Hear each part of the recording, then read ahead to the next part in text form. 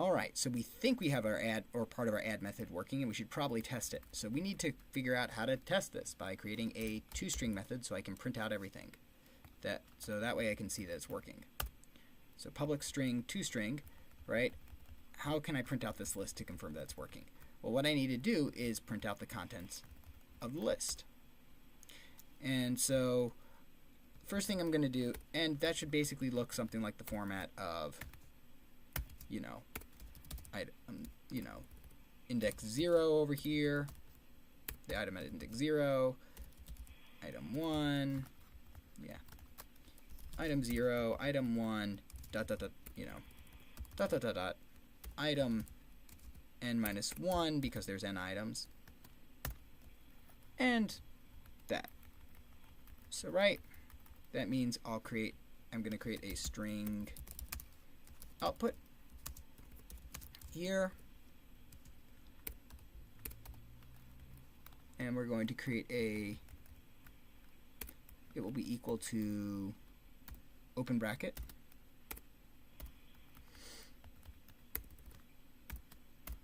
and then we're going to create and then we're going to return output plus the closing bracket. So what's going to make this interesting is that we need to iterate through this linked list to retrieve all the items. Alright, it's actually kind of straightforward to do once you get the trick. A lot of these are, once you understand it, it all just makes the sense all at once. So here, boom, right? So suppose we've got these 4 nodes here, 1, 2, 3, 4, and they hold in them A, B, C, D, right? Yeah.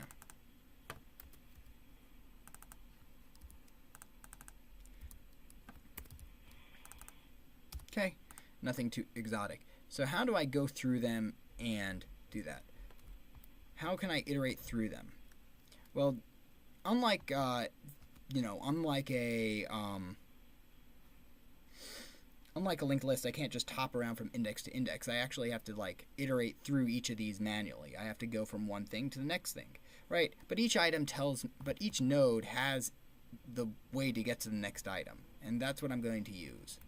So what I'm going to do is I'm going to create a node variable over here called current. And we're going to use this paradigm in our helper method for add for the third scenario. Current is equal to the head, right? So what this node is that basically it's going to be where I currently am in the list. And while current is not equal to null, what are we going to do? So basically what we're going to do is, and I'm just going to type this out and I'll explain it. Current output is equal to current dot item dot toString.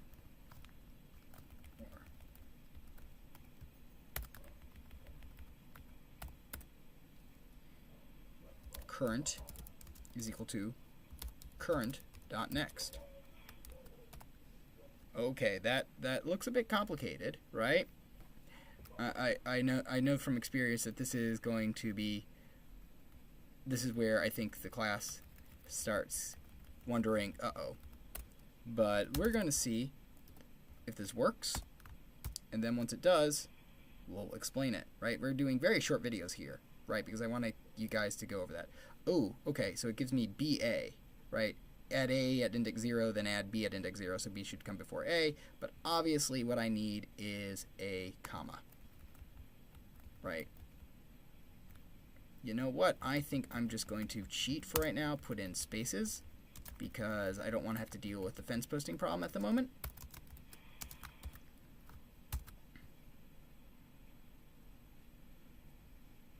And there. That looks better, even though it's not really the way it should be formatted, but hey, this is good enough for testing purposes. We'll come back to this later, right? So this works. So what is going on in this loop? That's the answer in the next video.